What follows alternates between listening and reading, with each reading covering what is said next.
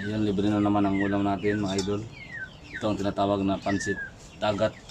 Pinakukuha sa ilog. Tawag dito sa amin suba. Tawag dito sa bata na ay gulaman. Ito ay pinapakuluan lang sa tubig mainit. Saglit na napagpakulo. Tapos lagyan lang ng suka, kamatis, sibuyas, ulam na. Ito yung tinatawag na gulaman.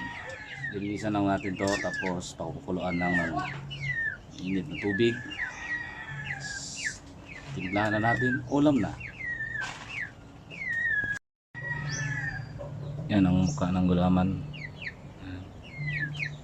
Parang ugat lang ng kahoy. Yung gasa natin. Huwag kayong matakot kumain nito. Matakot kayo kung mamatay kayo sa gutom.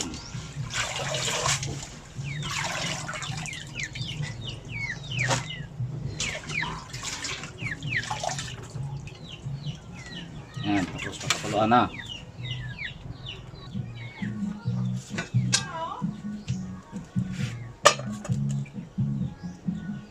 Pakuluan na natin ang ating lamang dagat o gulaman.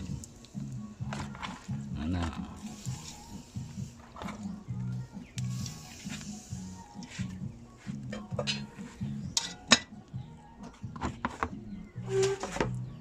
Maya timplahan na natin para iulam.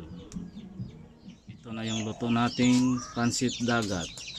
Tawag dito sa amin gulaman. Ilagyan natin ng kamatis, sibuyas, kunting paminta, asukal, saka suka. Yan. Huwag kayong matakot kumain nito. Mas matakot kayo mamatay sa gutom.